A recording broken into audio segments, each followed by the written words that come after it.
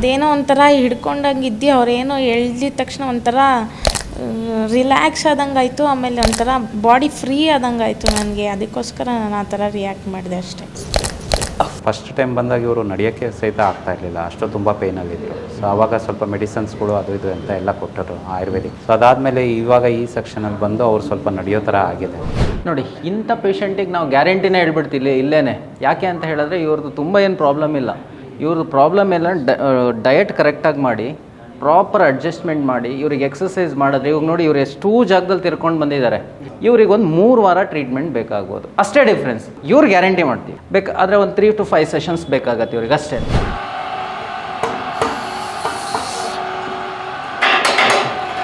ಸಾಕು ಕೈ ತಲೆ ಮುಂದೆ ಮಾಡಿ. S, relax.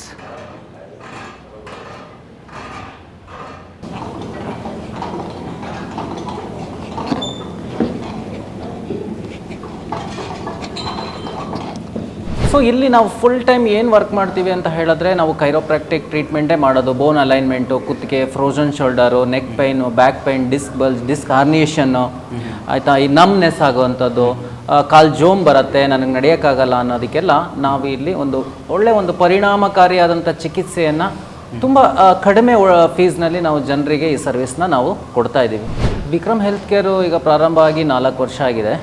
ಸೊ ಮೊದಲಿಗೆ ನಾವು ಪ್ರಾರಂಭ ಮಾಡಿದ್ದು ಬಂದು ಮೈಸೂರಲ್ಲಿ ಮಾಡಿದ್ದೀವಿ.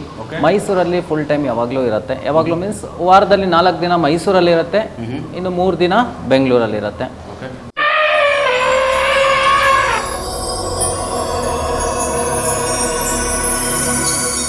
ಹಾಯ್, ಹಲೋ, ನಮಸ್ಕಾರ ವೀಕ್ಷಕರೇ. ನಾನು ನಿಮ್ಮ ಪ್ರೀತಿ ರವಿಕಿರಣ್ ಅವರ ಟಿವಿಗೆ ಸ್ವಾಗತ. ನಮ್ಮ ಚಾನಲ್ ಇನ್ನೂ ಯಾರು ಸಬ್ಸ್ಕ್ರೈಬ್ ಮಾಡಿಲ್ವೋ ದಯವಿಟ್ಟು ಸಬ್ಸ್ಕ್ರೈಬ್ ಮಾಡಿ ಬೆಂಬಲಿಸಿ ಅಂತ ಹೇಳ್ತಾ, ನಾನಿತ್ತು ವಿಜಯನಗರದಲ್ಲಿದ್ದೀನಿ, ಅಂದರೆ ವಿಕ್ರಮ್ ಹೆಲ್ತ್ ಕೇರ್ಲಿದ್ದೀನಿ. ನಮ್ಮ ಕರ್ನಾಟಕದಲ್ಲಿ ಏಕೈಕ ಕೈರೋಪ್ರಾಕ್ಟಿಕ್ ಸೆಂಟರ್ ಅಂತಲೇ ಹೇಳ್ಬೋದು. ಯಾಕಂದರೆ ನಮ್ಮ ಭಾರತ ದೇಶದಲ್ಲಿ ಅನೇಕರು ಅಂದರೆ ಬೇರೆ ಬೇರೆ ರಾಜ್ಯಗಳಲ್ಲಿ, ಮಹಾರಾಷ್ಟ್ರ ಆಗಿರ್ಬೋದು ಅಥವಾ ಗುಜರಾತ್ ಆಗಿರ್ಬೋದು, ಸುಮಾರು ಕೈರೋಪ್ರಾಕ್ಟಿಕ್ ವೈದ್ಯರಿರ್ತಾರೆ. ಆದರೆ ನಮ್ಮ ಕರ್ನಾಟಕದಲ್ಲೇ ಮೊಟ್ಟ ಮೊದಲನೇ ಬಾರಿಗೆ ವಿಕ್ರಮ್ ಹೆಲ್ತ್ ಕೇರ್ ಅವರು ಏನು ಪ್ರಾರಂಭ ಮಾಡಿದ್ದಾರೆ. ಸುಮಾರು ಒಂದು 3 ರಿಂದ 4 ವರ್ಷಗಳ ಕಾಲ ಸತತ ಚಿಕಿತ್ಸೆನ ಕೊಡ್ತಾ ಬಂದಿದ್ದಾರೆ. ಇಲ್ಲಿ ನಿಮಗೆ ಮೂಳೆಗಳಿಗೆ ಸಂಬಂಧಪಟ್ಟಂಥ ಸೊಂಟ ಆಗಿರ್ಬೋದು, ಕೈಕಾಲು ಕೈ ಎತ್ತಕ್ಕಾಗಿದೆ ಇರ್ಬೋದು, ಸುಮಾರು ಅನೇಕ ಸಮಸ್ಯೆಗಳಿಗೆ ಇಲ್ಲಿ ಪರಿಹಾರ ಸಿಗುತ್ತೆ. ಹಾಗಾದರೆ ನಮ್ಮ ಜೊತೆ ಇವತ್ತು ವಿಕ್ರಮ್ ಹೆಲ್ತ್ ಕೇರಿಂದ ವೈದ್ಯರಾದಂಥ ವಿಕ್ರಮ್ ಸರ್ ಇರ್ತಾರೆ. ಸಂಪೂರ್ಣ ಮಾಹಿತಿ ಹೇಳ್ತಾರೆ. ಅವರು ನಮ್ಮ ಅವರ ಟಿವಿಗೆ ಬರಮಾಡ್ಕೊಂಡು ಬನ್ನಿ. ಸರ್ ನಮಸ್ತೆ. ಸರ್ ನಮಸ್ತೆ ಸರ್. ಹೇಳಿ ಸರ್, ಈಗ ವಿಕ್ರಮ್ ಹೆಲ್ತ್ ಕೇರು ಎಷ್ಟು ವರ್ಷಗಳಿಂದ ಪ್ರಾರಂಭ ಆಯಿತು, ಜೊತೆಗೆ ಇಲ್ಲಿ ಏನೆಲ್ಲ ಟ್ರೀಟ್ಮೆಂಟ್ ಕೊಡ್ತೀರಾ ಅಂತ? ವಿಕ್ರಮ್ ಹೆಲ್ತ್ ಕೇರು ಈಗ ಪ್ರಾರಂಭ ಆಗಿ 4 ವರ್ಷ ಆಗಿದೆ. ಸೊ ಮೊದಲಿಗೆ ನಾವು ಪ್ರಾರಂಭ ಮಾಡಿದ್ದು ಬಂದು ಮೈಸೂರಲ್ಲಿ ಮಾಡಿದ್ದೀವಿ. ಮೈಸೂರಲ್ಲಿ ಫುಲ್ ಟೈಮ್ ಯಾವಾಗಲೂ ಇರುತ್ತೆ. ಯಾವಾಗಲೂ ಮೀನ್ಸ್ ವಾರದಲ್ಲಿ 4 ದಿನ ಮೈಸೂರಲ್ಲಿ ಇರುತ್ತೆ, ಇನ್ನು 3 ದಿನ ಬೆಂಗಳೂರಲ್ಲಿ ಇರುತ್ತೆ. ಸೊ ಇಲ್ಲಿ ನಾವು ಫುಲ್ ಟೈಮ್ ಏನು ವರ್ಕ್ ಮಾಡ್ತೀವಿ ಅಂತ ಹೇಳಿದ್ರೆ ನಾವು ಕೈರೋಪ್ರಾಕ್ಟಿಕ್ ಟ್ರೀಟ್ಮೆಂಟೇ ಮಾಡೋದು. ಬೋನ್ ಅಲೈನ್ಮೆಂಟು, ಕುತ್ತಿಗೆ, frozen shoulder, neck pain, back pain, disc bulge, disc herniation, ಆಯಿತಾ, ಈ ನಮ್ನೆಸ್ ಆಗುವಂಥದ್ದು, ಕಾಲು ಜೋಮ್ ಬರುತ್ತೆ, ನನಗೆ ನಡೆಯೋಕ್ಕಾಗಲ್ಲ ಅನ್ನೋದಕ್ಕೆಲ್ಲ ನಾವು ಇಲ್ಲಿ ಒಂದು ಪರಿಣಾಮಕಾರಿಯಾದಂಥ ಚಿಕಿತ್ಸೆಯನ್ನು ತುಂಬ ಕಡಿಮೆ ಫೀಸ್ನಲ್ಲಿ ನಾವು ಜನರಿಗೆ ಈ ಸರ್ವಿಸ್ನ ನಾವು ಕೊಡ್ತಾ ಇದ್ದೀವಿ. ಓಕೆ ಸರ್, ಈಗ ಇನ್ನೊಂದು ಕೇಳ್ಬಿಟ್ಟೆ ಸರ್, ನಮ್ಮ ಕರ್ನಾಟಕದಲ್ಲೇ ಮೊಟ್ಟ ಮೊದಲನೇವರೆಗೆ ಕೈರೋಪ್ರಾಕ್ಟಿಕ್. ಹೌದು, ಕೈರೋಪ್ರಾಕ್ಟಿಕ್ ಸೆಂಟರ್ಸ್ ಎಲ್ಲ ತುಂಬ ಇದೆ ಅಂತ ಹೇಳಿದ್ರೆ ಹೇಗೆ ಅಂತ ಹೇಳಿದ್ರೆ ನಾರ್ತಿಂದ ಬರ್ತಾರೆ, ಹೋಗ್ತಾರೆ. ಬಟ್ ಫುಲ್ ಟೈಮ್ ನಾವು ಕೈರೋಪ್ರಾಕ್ಟಿಕ್ಕೇ ನಮ್ಮದು ಇಲ್ಲಿ ಸೆಂಟರು. ಅದು ಬಿಟ್ಟರೆ ನಾವು ಬೇರೆ ಯಾವುದೇ ರೀತಿ ಬೇರೆ ಥರದ್ದೇನಾದ್ರು ಫಿಸಿಯೋಥೆರಪಿ ಆ ಥರದ್ದೆಲ್ಲ ಇಲ್ಲ. ಸೊ ಈ ಸೊಂಟ ನೋವು, ಕುತ್ತಿಗೆ ನೋವು ಸಂಬಂಧಪಟ್ಟಂತಹ ಟ್ರೀಟ್ಮೆಂಟೇ ನಮ್ಮ ಸೆಂಟರ್ನಲ್ಲಿ ನಾವು ಯಾವಾಗಲೂ ಫುಲ್ ಟೈಮ್ ಮಾಡುವಂಥದ್ದು. ಯಾವ್ಯಾವ ರೀತಿ ಪೇಷಂಟ್ಸ್ಗಳನ್ನ ನೋಡ್ತೀರಿ ಸರ್? ಅಂದರೆ ಏಜ್ ಲಿಮಿಟ್ ಇರುತ್ತಾ? ಸರ್, ನಮ್ಮಲ್ಲಿ ಬಂದು 8 ವರ್ಷದಿಂದ ಮಕ್ಕಳಿಂದ ಕರ್ಕೊಂಡು 82-90 ವರ್ಷದವರೆಗೂ ಪೇಷಂಟ್ಗಳು ಬರ್ತಾ ಇರ್ತಾರೆ. ಸೂಪರ್. ನೋಡೋಣ ವೀಕ್ಷಕರೇ, ದಯವಿಟ್ಟು ಈ ವಿಡಿಯೋನ ಕೊನೆವರೆಗೂ ನೋಡಿ, ಜೊತೆಗೆ ಶೇರ್ ಮಾಡಿ. ಯಾಕಂದರೆ ಸುಮಾರು ಸಮಸ್ಯೆ ಇರೋರು ನಮ್ಮ ಅಕ್ಕಪಕ್ಕನೇ ಇರ್ತಾರೆ. ಸೊ ಅವ್ರಿಗೆ ಇದು ಹೆಲ್ಪ್ಫುಲ್ ಆಗುತ್ತೆ ಅಂತ ಹೇಳ್ತಾ ಈ ವಿಡಿಯೋನ ಪ್ರಾರಂಭ ಮಾಡ್ತಿದ್ದೀನಿ. ಆದರೆ ನೋಡೋಣ ಸರ್, ಯಾವ ರೀತಿ ನೀವು ಪೇಷಂಟ್ನ ಕೈರೋಪ್ರಾಕ್ಟಿಕ್ ಮಾಡ್ತೀರಾ, ನಿಮ್ಗೆ ಎಷ್ಟೆಷ್ಟು ಪ್ರೊಸೆಸ್ ಇರುತ್ತೆ, ಸಂಪೂರ್ಣ ಮಾಹಿತಿ ಹೇಳ್ತೀರಾ ಸರ್? ಹೋಗೋಣ. ಖಂಡಿತವಾಗಿ ಬನ್ನಿ, ಇವಾಗ ನಾವು ಟ್ರೀಟ್ಮೆಂಟ್ ಮಾಡೋಣ. ಒಬ್ಬೊಬ್ರಿಗೆ ತೋರಿಸ್ತೀನಿ. ಲೇಡೀಸು ಇದ್ದಾರೆ, ಜೆಂಟ್ಸ್ ಇದ್ದಾರೆ, ಅವ್ರಿಗೆ ಮಾಡಿಬಿಟ್ಟು ಡೆಮೋ ಕೊಡ್ತೀನಿ. ಓಕೆ. ರಶ್ಮಿ ಅಂತ ಇವರು, ಏನು ಪ್ರಾಬ್ಲಮ್ ಆಗಿದೆ ಅಂತ ಹೇಳಿದ್ರೆ ಅವರಿಗೆ L3, L4, S1, S5 ಎಲ್ಲನೂ ಕಂಪ್ರೆಷನ್ ಆಗಿದೆ. ಕಂಪ್ರೆಷನ್ ಮೀನ್ಸ್ ಸಿಕ್ವೆಸ್ಟ್ರೇಷನ್ನೇ ಆಗಿದೆ, ಆಯಿತಾ, ಹಾರ್ನಿಯೇಷನ್ ಆಗಿದೆ. ಲಾಸ್ಟ್ ಟೈಮ್ ನಾವು ಇವರಿಗೆ ಟ್ರೀಟ್ಮೆಂಟ್ ಮಾಡಲಿಕ್ಕೆ ಆಗದಲ್ಲೇ ಇರೋವಂಥ ಪರಿಸ್ಥಿತಿಯಲ್ಲೇ ಬಂದಿದ್ದರು. ಸೊ ಅವ್ರಿಗೆ ಬೇಸಿಕ್ ನಮ್ಮ ಡಾಕ್ಟ್ರ್ ಏನು ಮೆಡಿಸಿನ್ಸ್ ಬೇಕು ಅದೆಲ್ಲ ಕೊಟ್ಟಿದ್ದಾರೆ. ಸೊ ಇವಾಗ ಅವ್ರು ಬಂದು ಒಂದು ಸ್ವಲ್ಪ ಟ್ರೀಟ್ಮೆಂಟ್ ಮಾಡಿಸ್ಕೊಳ್ಳೋ ಅಂಥದ್ದು ಬಾಡಿ ಸಪೋರ್ಟ್ ಮಾಡ್ತಾಯಿದೆ. ಹಾಗಾಗಿ ಇವ್ರನ್ನ ಇವತ್ತು ಕರೆಸಿದ್ದೀವಿ. ನೋಡೋಣ ಇವ್ರಿಗೆ. ಹೌದು, ಇವರು 2ನೇ ಸತಿ ಬರ್ತಾ ಇರೋದು. ಬಟ್ ಹೋದ ಸರಿಗಿಂತ ಸ್ವಲ್ಪ ಬೆಟರ್ ಇದ್ದಾರೆ, ಇಲ್ಲ ಅಂತ ಅಲ್ಲ. ನೋಡೋಣ ಮುಂದೆ. ಕಾಲು ಅದು ಊದಿದೆಯಾ ಅಂತ. ಹಾಂ, ಸ್ವಲ್ಪ ಲೂಸ್ ಬಿಡಿ, ಸ್ವಲ್ಪ ಲೂಸ್. ಈ ಕಾಲಲ್ಲಿ ಬಂದು ಕ್ರ್ಯಾಕ್ ಆಗಲ್ಲ. ಯಾಕೆ ಅಂದರೆ ಕಾಲಿಗೆ ಪೂರ್ತಿ ತೊಡೆಯಿಂದನೂ ಇಲ್ಲಿವರೆಗೂ ಅವ್ರಿಗೆ ನಮ್ನೆಸ್ ಇದೆ, ಬ್ಲಡ್ ಸರ್ಕ್ಯುಲೇಷನ್ ಇಲ್ಲ. ಇದೇನು ಮಾಡಿದ್ರೂ ಅವ್ರಿಗೆ ಗೊತ್ತಾಗಲ್ಲ, ಜೋಮ್ ಬಂದುಬಿಟ್ಟಿದೆ ಇದು. ಸೊ ಈ ಕಂಡೀಷನಲ್ಲೂ ಕೂಡ ನಾವು ಟ್ರೀಟ್ಮೆಂಟ್ ಮಾಡ್ತಾಯಿದ್ವಿ, ಪೇಷಂಟಿಗೆ ಹೋಪ್ ಕೊಟ್ಟಿದ್ದೀವಿ ರಿಕವರ್ ಮಾಡ್ಬೋದು ಅಂತ. ನೋಡೋಣ, ನೋಡಿ ಮಡಚಿ, ಏನು ಫೀಲ್ ಇದೆ? ನೋವಾಗ್ತಾಯಿದೆ? ಸ್ವಲ್ಪ ಲೂಸ್ ಬಿಡಿ ಅಮ್ಮ, ಹೇಳ್ಕೊಳ್ಳಿ ಉಸಿರು ಬಿಡಿ, ಲೂಸ್. ಓಕೆ, ಇದು ಏನೋ ಸೆಳೆತ ಬರ್ತಾಯಿದೆ ಅಂದರೆ ಲೂಸ್ ನೋಡಿ, ಆಗ್ಬೋದಾ? ಲೂಸ್, ಸ್ವಲ್ಪ ಲೂಸ್ ಬಿಡಿ.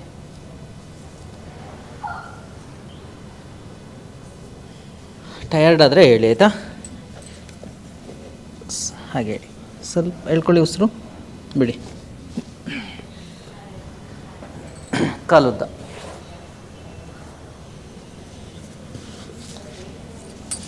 ಸ್ವಲ್ಪ ಹೇಳ್ಕೊಳ್ಳಿ, ಡೀಪ್ ಬ್ರೀದ್ ಔಟ್.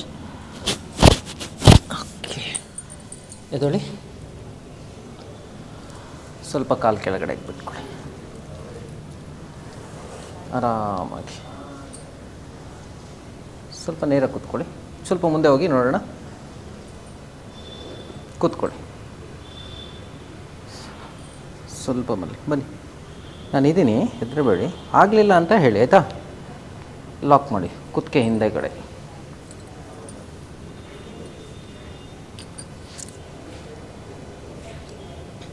ಆರಾಮಾಗಿ ಮಲಗಿ, ಕಾಲು ಕೆಳಗಡೆ ಬಿಟ್ಬಿಡಿ. ಕಷ್ಟ ಆಗ್ತಾ ಇದೆಯಾ ಮಲಗೋಕ್ಕೆ? ಸ್ವಲ್ಪ ಸಾಕು. ಮೋಷನ್ ಎಲ್ಲ ಕ್ಲಿಯರ್ ಹೋಗ್ತಿದ್ದಲ್ಲ ಈಗ ಡೈಲಿ? ಅದರಲ್ಲೇನು ಪ್ರಾಬ್ಲಮ್ ಇಲ್ಲ?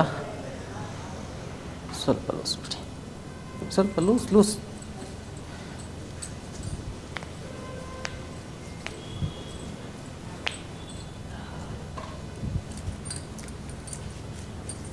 ಊಟ ಎಲ್ಲ ಮಾಡ್ತಾಯಿದ್ದೀರಾ? ಊಟ ಎಲ್ಲ ಮಾಡ್ತಾಯಿದ್ದೀರಾ? ಸ್ವಲ್ಪ ಬನ್ನಿ, ಈ ಕಡೆ ಬನ್ನಿ, ಕೈ ಕೊಡಿ, ಈ ಕಡೆ ಆರಾಮ.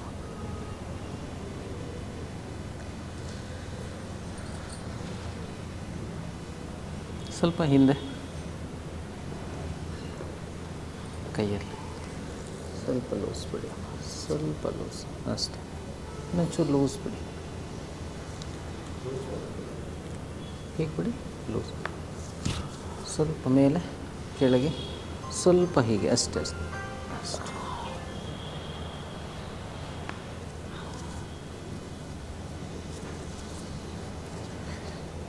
ಓಕೆ, ಉಲ್ಟಾ ಮಲಗಿ.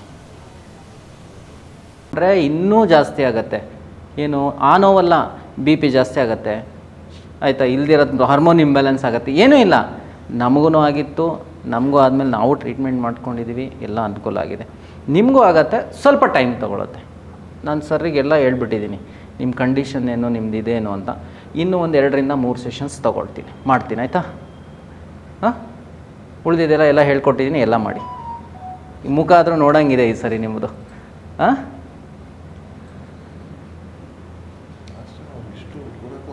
ತಿರ್ಗಾ ಕೂರೋದು ಬಿಡಿ. ಈಗಾದರೂ ಕೈ ಹಿಡ್ದಾದರೂ ಎಳ್ಕೊಂಡು ಹೋಗ್ತಾ ಇದ್ದಾರೆ ಅವರನ್ನು. ಮನೆಯಲ್ಲಿ ನಡೀತಾ ಇದೆ ಸ್ವಲ್ಪ ಭಾಗ. ಹೌದಾ? ಅದನ್ನು ಸ್ವಲ್ಪ ನೀವು ಮಾಡಿಸಿ, ಎಷ್ಟು ಏನಾಗುತ್ತೆ ಆದಷ್ಟು ಫಾಸ್ಟ್. ಇನ್ನೊಂದು 3 ಸೆಷನ್ಸ್ ಅಷ್ಟರೊಳಗೆ ನಾನು ಏನು ಅಂತ ಫೈನಲ್ ಆಗಿ ಹೇಳ್ಬಿಡ್ತೀನಿ. ಏನಾಗಿತ್ತು? ಹೇಗೆ? ಹಾಂ, ನೋಡಿ ಇವರು ರೋಲಿಂಗ್ ಶೀಟ್ರ್ ಅಷ್ಟೇ ಎತ್ತಿರೋದು, ಬೇರೆ ಇನ್ನೇನಿಲ್ಲ. ಡಿಸ್ಕ್ ಬಲ್ಜ್ ಆಗೋದಕ್ಕೆ ಬೀಳಬೇಕು, ಎದಳಬೇಕು ಅಂತ ಇಲ್ಲ. ಕೆಲವೊಮ್ಮೆ ಬರೀ ಸೀನಿದ್ರೂ ಕೂಡ ಡಿಸ್ಕ್ ಬಲ್ಜ್ ಆಗುತ್ತೆ, ಸರ್ವೈಕಲ್ದು ಪ್ರಾಬ್ಲಮ್ ಬರುತ್ತೆ. ಹಾಗೆ ಇವರು ಜಸ್ಟ್ ಒಂದು ಇದು ಎತ್ತಿರೋದ್ರಿಂದ ನಿಮಗೆ ಆಗಿದೆ ಅಂತ. ನಿಮಗೆ ಬೇರೆ ಏನೋ ಭಾರ ಎತ್ತಿರೋದು ಆ ಥರದ್ದೇನೂ ಇಲ್ಲ. ಎಷ್ಟು ದಿನ ಆಯಿತು? ಸೊ ನೋಡಿ, ಇವರು 1 ಮಂತ್ ಆಗಿದೆ. ಇವರಿಗೆ ಒಂದು 6 ಇಂದ 8 ಮಂತ್ ಒಳಗಡೆ ಇವರು ರಿಕವರಿ 100% ಆಗ್ತಾರೆ. ಬಟ್ ಅದಕ್ಕೆ ನಾವೇನೆಲ್ಲ ಎಕ್ಸಸೈಸ್ ಹೇಳಿದ್ದೀವಿ ಅದೆಲ್ಲ ಫಾಲೋ ಮಾಡಬೇಕಾಗತ್ತೆ.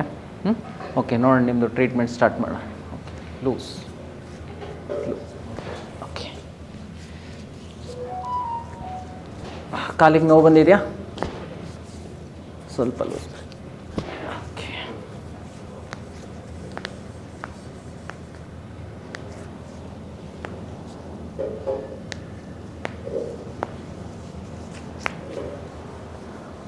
ಬೆಂಡ್ ಮಾಡಿ ಲೂಸ್ ಬಿಡಿ.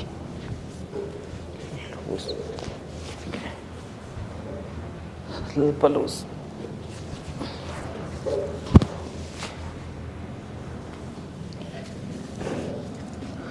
ಜೋರು ಉಸಿರು ಬಿಡಿ. ಟಚ್.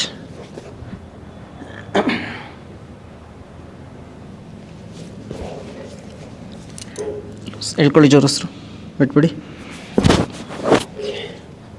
ಎದ್ದೊಳಿ, ಒಂದು ಸೈಡ್ ಟರ್ನ್ ಹಾಕಿ.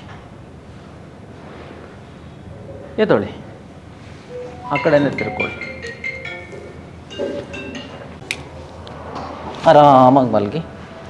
ಮನೇಲಿ ಹೇಗೆ ಮಲಗ್ತೀರ ಬೆಡ್ ಮೇಲೆ ಹಾಗೆ ಡೀಪ್ ಉಸಿರು ತೊಗೊಳ್ಳಿ, ಬಿಡಿ, ರಿಲ್ಯಾಕ್ಸ್. ಓಕೆ, ಉಸಿರು ಕಟ್ಕೊಂಡಿದ್ರ ಮಾಡಬೇಕು, ಇದು ಮುರಿಬೇಕಾರೆ. ಓಕೆ, ಲೂಸ್ ಬಿಡಿ, ಲೂಸ್.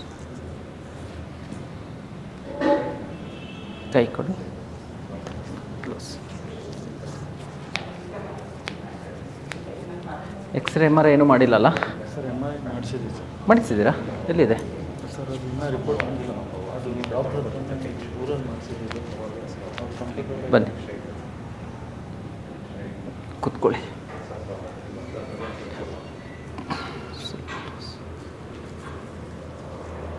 ಸ್ವಲ್ಪ ಲೂಸ್ ಬಿಡಿ, ಲೂಸ್, ಸ್ವಲ್ಪ ಲೂಸ್, ಒಂಚೂರು.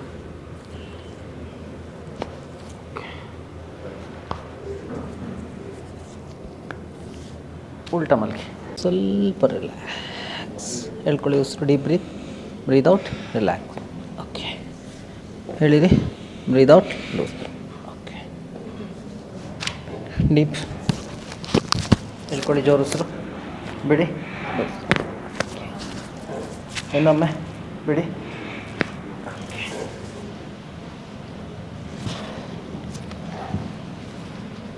ಇದೆ ತಾನೆ?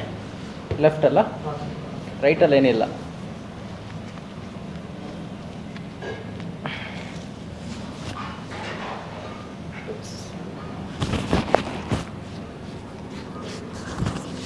ಜೋರು ಉಸಿರು ಬಿಡಿ, ಇನ್ನೊಮ್ಮೆ ಬಿಡಿ. ಓಕೆ, ಇದೆ ಅಲ್ಲ? ಓಕೆ, ಇದೆ ತಾನೆ? ಓಕೆ, ಇದು ಅದೇ. ಹೇಳ್ಕೊಳ್ಳಿ, ಉಸಿರು ಬಿಡಿ, ಇನ್ನೊಮ್ಮೆ. ಓಕೆ, ಸ್ವಲ್ಪ ಲೂಸ್ ಬಿಡಿ, ಅಷ್ಟೇ ಸಾಕು.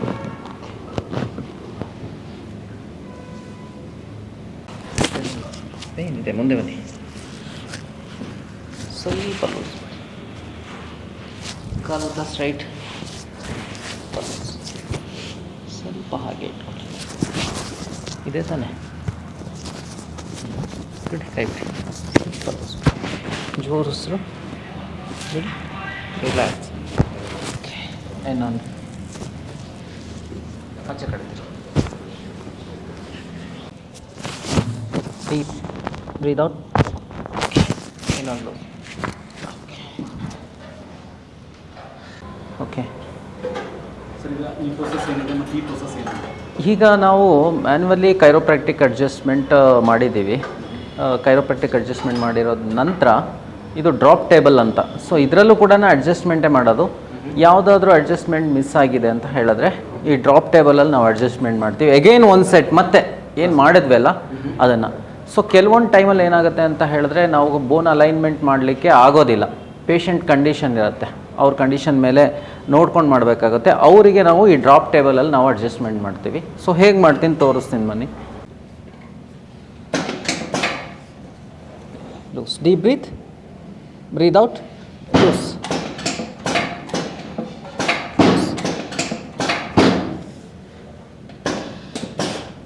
Breathe in, breathe out, breathe in, breathe out, breathe out. Okay. ಇದೆಲ್ಲ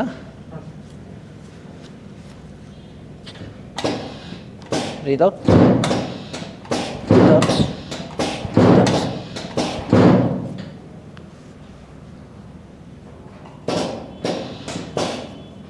Close.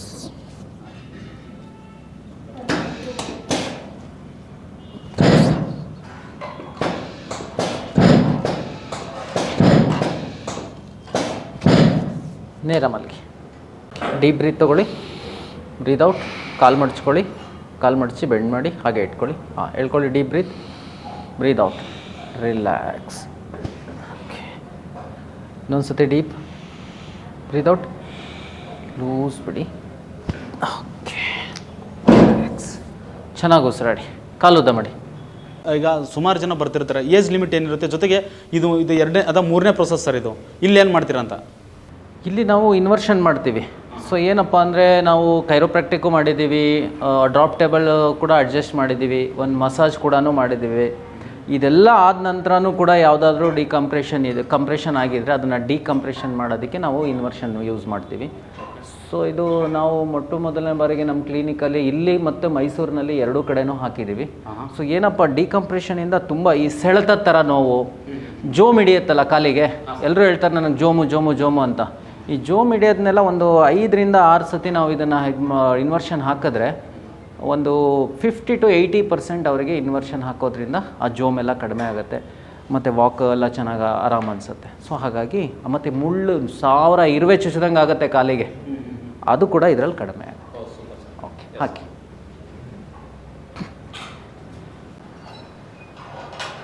ಇದಲ್ಲ ಕಾಲು, ಇದಲ್ಲ ಜೋಮು, ಇದೇ ತಾನೆ.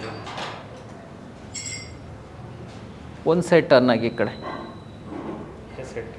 ಸ್ವಲ್ಪ ಲೂಸ್ ಬಿಡಿ, ಸ್ವಲ್ಪ ಹೇಳ್ಕೊಳ್ಳಿ. ಮೌಸ್ರು ಟೈಟ್ ಮಾಡಬೇಡ್ದು, ಇನ್ನೊಂದು ಸ್ವಲ್ಪ ಲೂಸ್ ಆ ಕಡೆ. ಇಲ್ಲಿ ಅವರಿಗೆ ತುಂಬ ನೋವಿರುತ್ತಲ್ವಾ,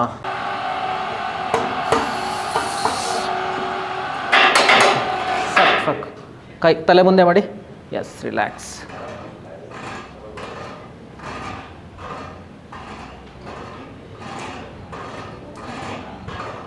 ಆ್ಯಂಕಲ್ ಪೇಯ್ನ್ ಬಂದರೆ ಹೇಳಬೇಕು.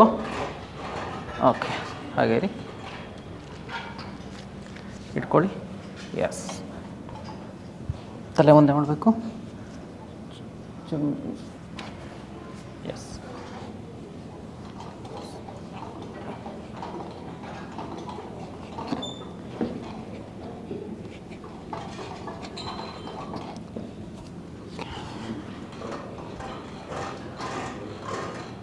ಸ್ವಲ್ಪ ಲೂಸ್ ಬಿಡಿ.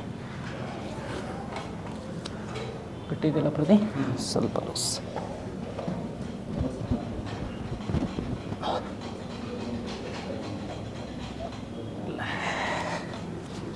ಕೈ ಕೊಡಿ,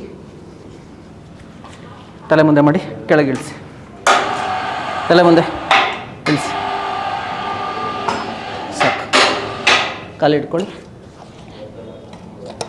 ಲೂಸ್. ಚೂರು ಕೆಳಗಿಳಿಸ್ಬಿಡ್ದೆ, ಸಾಕು.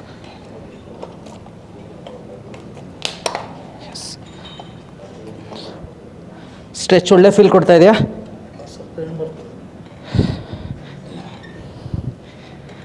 ಸೆಳ್ತಾ ಬರುತ್ತಾ, ನೋವು ಬರುತ್ತಾ? ಚುಚ್ಚಿದಂಗೆ. ಓಕೆ, ಸಾಕು. ಕೆಳಗಿಳಿಸಿ. ಈಗ ಪೂರ್ತಿ ಕೆಳಗಿಳಿಸಿ. ಇದು 4ನೇ ಪ್ರೊಸೆಸ್. ಏನು ಪ್ರೊಸೆಸ್ ಸರ್ ಇದು? ಈಗ ನಾವೆಲ್ಲ ಅಡ್ಜಸ್ಟ್ಮೆಂಟ್ ಮಾಡಿದ ನಂತರನೂ ಕೂಡ ಪೇಷಂಟಿಗೆ ಈಗ ಬೋನ್ ಜಾಯಿಂಟ್ಸ್ನಲ್ಲಿ ಇರೋವಂತಹ ಗ್ಯಾಸ್ ಎಲ್ಲ ರಿಲೀಸ್ ಆಗಿ ಅವರಿಗೆ ರಿಲ್ಯಾಕ್ಸ್ ಇರುತ್ತೆ. ಬಟ್ ಬೋನ್ಗಿಂತ ಈಗ ಮಸಲಲ್ಲಿರೋ ಪೇಯ್ನ್ ಇರುತ್ತೆ ನೋಡಿ, ಮಸಲಲ್ಲಿ ಸಹ ವ್ಯಕ್ತಿಗೆ ಪೇಯ್ನ್ ಇರುತ್ತೆ. ಅದನ್ನು ರಿಲ್ಯಾಕ್ಸೇಷನ್ ಮಾಡೋದಕ್ಕೋಸ್ಕರ ನಾವೇನು ಮಾಡ್ತೀವಿ, ಈ ಮಸಾಜ್ ಮಾಡ್ತೀವಿ. ಸೊ ಹೋಲ್ ಬಾಡಿ ಮಸಾಜ್ ಮಾಡ್ತೀವಿ. ಎಲ್ಲೆಲ್ಲಿ ಅವ್ರಿಗೆ ಮಸಲ್, ಫಾರ್ ಎಕ್ಸಾಂಪಲ್ ಇವಾಗ ನೆಕ್ಕಿಂದ ಇವಾಗ ಲಂಬರ್ವರೆಗೂ ಪೇಯ್ನ್ ಇದೆ ಅಂತ ಹೇಳಿದ್ರು, ಅಲ್ಲಿ ಮಾಡ್ತೀವಿ. ಇವ್ರಿಗೆ ಏನಿಲ್ಲ, ಈಗ L4 L5ನಲ್ಲಿ ಡಿಸ್ಕ್ ಬಲ್ಜ್ ಪೇಯ್ನ್ ಇರುತ್ತೆ, ಆ ಏರಿಯಾದಲ್ಲಿ ಎಷ್ಟು ಮಸಾಜ್ ಬೇಕೋ ಆ ಮಸಾಜನ್ನ ನಾವು ಮಾಡ್ತೀವಿ. ಸೊ ಹೀಗೆ ಮಾಡೋದ್ರಿಂದ ಏನಾಗುತ್ತೆ ಅಂತ ಹೇಳಿದ್ರೆ ಬಾಡಿಗೆ, ಪೇಷಂಟಿಗೆ ಒಂದು ಡಿಸ್ಕ್ ಡಿಕಂಪ್ರೆಷನ್ ಆಗಿದೆ, ಸೊ ಅಲ್ಲಿರೋ ಗ್ಯಾಸ್ ರಿಲೀಸ್ ಆಗಿರುತ್ತೆ. ಈಗ ಮಸಲ್ ಪೇಯ್ನು ಕೂಡ ಕಡಿಮೆ ಆಯಿತು ಅಂತ ಹೇಳಿದ್ರೆ ಈ ವ್ಯಕ್ತಿಗೆ ಒಂದು 7-8 ಸೆಷನ್ ಬೇಕಾಗಿರೋಂಥ ವ್ಯಕ್ತಿಗೆ ಒಂದು 4 ರಿಂದ 5 ಸೆಷನ್ನು ಸಾಕಾಗತ್ತೆ. ಸರ್, ಈಗ ಅಲ್ಲಿ ಇವ್ರನ್ನ 3ನೇ ಪ್ರೊಸೆಸ್ಸಲ್ಲಿ ಕಾಲೆಲ್ಲ ಮೇಲೆ ಎತ್ತೀರಾ. ಸೊ ನೋಡುವಂಥ ವೀಕ್ಷಕರು ಭಯ ಅಂದರೆ ಅವ್ರಿಗೆ ಏನಾದ್ರು ಪೇನ್ ಆಗುತ್ತಾ ಅಥವಾ ಭಯ ಏನಾದ್ರು ಬೀಳ್ಬಹುದಾ ಅಂತ? ಮೊದಲು ನಾವು ಕೈರೋಪ್ರಾಕ್ಟಿಕ್ ಮಾಡ್ತಾ ಇದ್ವಿ. ಈಗ ಬಂದಿದ ತಕ್ಷಣ ಅವರೇ ಹೇಳ್ತಾರೆ ನಮಗೆ ಇದನ್ನೇ ಮಾಡಬೇಕು, ಟ್ರೆಡಿಷ್ನಲ್ಲು ಹಳೆ ಕಾಲದಲ್ಲೆಲ್ಲ ನಮ್ಗೆ ಇದೇ ಥರ ಮಾಡ್ತಾ ಇದ್ದಿದ್ದು, ನಮಗೆ ಇದನ್ನು ಮಾಡಿದ್ರೇ ಸರಿ ಆಗುತ್ತೆ ಅಂತ ಮೈಂಡಲ್ಲಿ ಅದನ್ನೇ ಇಟ್ಕೊಂಡು ಬರ್ತಾರೆ. ಭಯನೇ ಇಲ್ಲ ಈಗ. ಸರ್ ಈಗ ಇಲ್ಲಿ ಬಂದ್ಮೇಲೆ 100% ಕ್ಯೂರ್ ಆಗಿ ಹೋಗ್ತಾರೆ ನೋಡಿ, ನಮ್ಮ ಕಡೆಯಿಂದ 100% ಅವ್ರಿಗೆ ಏನೆಲ್ಲ ಟ್ರೀಟ್ಮೆಂಟ್ ಬೇಕು, ಒಬ್ಬ ವ್ಯಕ್ತಿ ರಿಕವರ್ ಆಗೋಕ್ಕೆ ಏನೆಲ್ಲ ನಮ್ಮ ಟ್ರೀಟ್ಮೆಂಟ್ಸಲ್ಲಿ ಇದೆ. ಫಾರ್ ಎಕ್ಸಾಂಪಲ್ ಇರ್ಬೋದು, ಮಸಾಜ್ ಇರ್ಬೋದು, ಕಪ್ಪಿಂಗ್ ಇರ್ಬೋದು, ಅಥವಾ ಕೈರೋಪ್ರಾಕ್ಟಿಕ್ ಇರ್ಬೋದು, ಇನ್ವರ್ಷನ್ ಇರ್ಬೋದು, ಎಲ್ಲವನ್ನು ನಾವು ಮಾಡ್ತೀವಿ. ತುಂಬ ಕಡಿಮೆ ಒಂದು ಫೀಸಲ್ಲಿ ನಾವು ಇಷ್ಟೆಲ್ಲ ಮಾಡ್ತೀವಿ. ಹಾಗಂತ ಹೇಳಿ ನಾನು 100 ಜನ ಪೇಷಂಟಿಗೆ ಟ್ರೀಟ್ಮೆಂಟ್ ಮಾಡಿದ್ದೀನಿ, 100 ಜನನೂ ರಿಕವರ್ ಎಲ್ಲೂ ಸಾಧ್ಯ ಇಲ್ಲ ಪ್ರಪಂಚದಲ್ಲಿ, ಆಗತ್ತಾ? ಮಾಡಲ್ಲ. ಸೊ ಹಾಗಾಗಿ ನಮ್ಮ ಒಂದು ಸಕ್ಸಸ್ ರೇಟ್ ಏನಿದೆ, ಒಂದು 50 to 70% ಜನಕ್ಕೆ ನಾವು ಕ್ಯೂರ್ ಮಾಡಿದ್ದೀವಿ. ಸೊ ಹಾಗಾಗಿನೇ ನಾವು ಆ ಒಂದು ಗ್ಯಾರಂಟಿ ಮೇಲೆ ನಾನು ಈ ಮಾತನ್ನು ನಮ್ಮ ಎಲ್ಲ ವೀಕ್ಷಕರಿಗೆ ಹೇಳ್ತಾ ಇದ್ದೀನಿ. ಈಗ ನಿಮ್ಮಂತರ ಬಂದು ಪೇಷಂಟ್ 100% ಕ್ಯೂರ್ ಆಗುತ್ತೆ ಅಂತ ಹೇಳ್ತೀರಾ ಸರ್? 100% ಎಲ್ಲೂ ಯಾವುದೇ ಮಲ್ಟಿ ಸ್ಪೆಷಾಲಿಟಿ ಹಾಸ್ಪಿಟಲಲ್ಲಿ ನಿಮಗೆ ಸರ್ಜರಿ ಮಾಡಿದ್ರೂ ಕೂಡ ನಿಮಗೆ 100% ಹೇಳಲ್ಲ. ಓಕೆ, ಸೊ ನಮ್ಮಲ್ಲಿ ಮಾಡೋವಂತಹ ಟ್ರೀಟ್ಮೆಂಟ್ಸ್ ಕೈರೋಪ್ರಾಕ್ಟಿಕ್ ಇರ್ಬೋದು, ಇನ್ವರ್ಷನ್ ಇರ್ಬೋದು, ಮಸಾಜ್ ಇರ್ಬೋದು, ಇಲ್ಲಿ ಬಂದು ಹೋಗಿರೋಂಥ ಪೇಷಂಟಲ್ಲಿ 70 to 90% ರಿಕವರಿ ಆಗಿದೆ. ಸೊ ಪ್ರತಿದಿನ ನಾವು ನೋಡ್ತಾ ಇರ್ತೀವಿ, ಪ್ರತಿದಿನ ನಾವು ಟ್ರೀಟ್ಮೆಂಟ್ ಮಾಡ್ತಾ ಇರ್ತೀವಿ. ನೋಡಿ, ಇವರು ಲಾಸ್ಟ್ ವೀಕ್ ಬಂದಿದ್ದರು, ಈ ವೀಕು ಸುಮ್ಮನೆ ಬಂದಿಲ್ಲ. ನೋಡಿ, ಅವ್ರ ಮಾಮನ ಕರ್ಕೊಂಡು ಬಂದಿದ್ದಾರೆ, ಅವರಿಗೂ ಟ್ರೀಟ್ಮೆಂಟ್ ಮಾಡಿದ್ದೀವಿ. ಸೊ ಹಾಗಂತ ಅವ್ರು ರೆಫರ್ ಮಾಡ್ದಲೆ ಅವ್ರಿಗೆ ಅನುಕೂಲ ಆಗ್ದಲೆ ಇನ್ನೊಬ್ರಿಗೆ ಹೇಳ್ತಾರಾ? ಖಂಡಿತ ಇಲ್ಲ. ಸೊ ಹಾಗಂತ ಹೇಳಿ ನಾವು ಅದನ್ನೇ ನಾವು ತುಂಬ ದೊಡ್ಡ ಇದು ಅಂತ ಎಲ್ಲೋ ಹೈಲೈಟ್ ಮಾಡಲ್ಲ.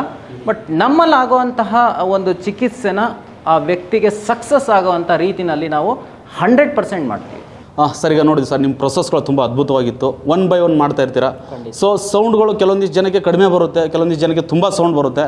ಸೊ ಅದನ್ನು ನಾವು ಅಬ್ಸರ್ವ್ ಮಾಡಿದ್ದೀವಿ ಸರ್. ಎಸ್, ಈ ಸೌಂಡ್ ಬಗ್ಗೆ ಹೇಳೋದಾದರೆ ಏನು ಅಂತ ಹೇಳಿದ್ರೆ, ಒಂದು ಚಿಕ್ಕ ಉದಾಹರಣೆ ಕೊಡ್ತೀನಿ.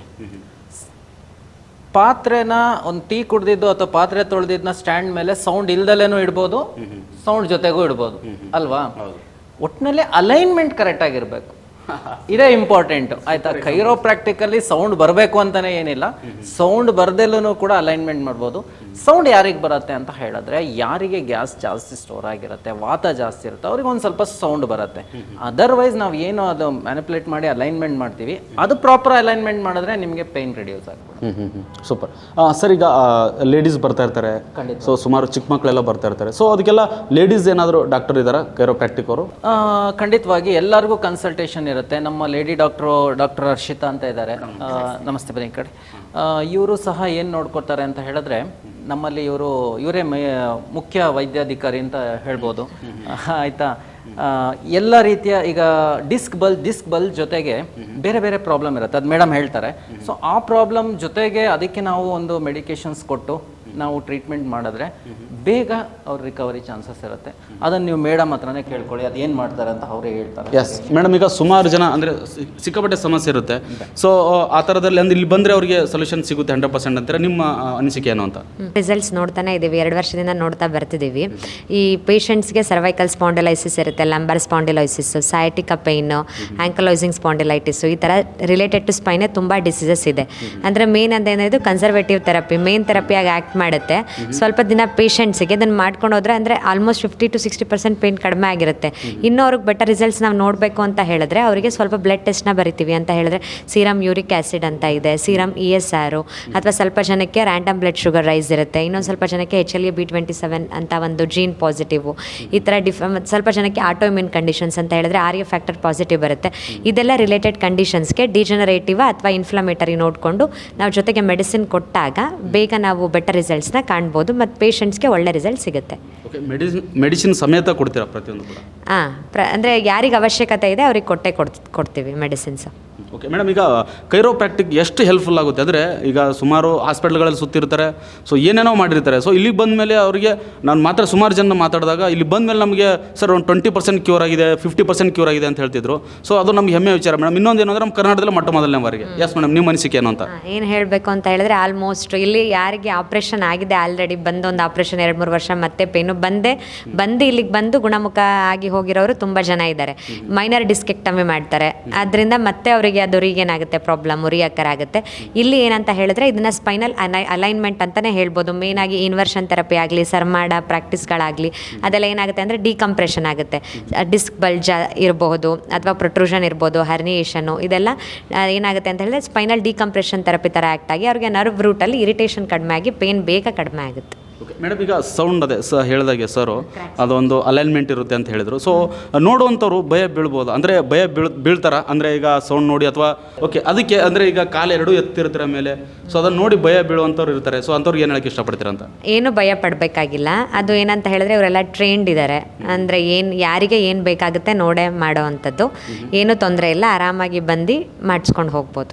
ಓಕೆ ಮೇಡಮ್, ಎಷ್ಟು ಅಂದರೆ ಈಗ ತುಂಬ ಏನೋ ಪ್ರಾಕ್ಟೀಸ್ ಇರೋರೇ ಇಲ್ಲಿ ಇರೋರು ವೈದ್ಯರು ಪ್ರೆಸೆಂಟ್? ಆಲ್ಮೋಸ್ಟ್ ಎಲ್ಲ ಸರ್ಟಿಫೈಡ್ ಇದ್ದಾರೆ, ಎಲ್ಲ ಪ್ರಾಕ್ಟೀಸ್ ಮಾಡೇ ನಂತರ ಮಾಡೋದು.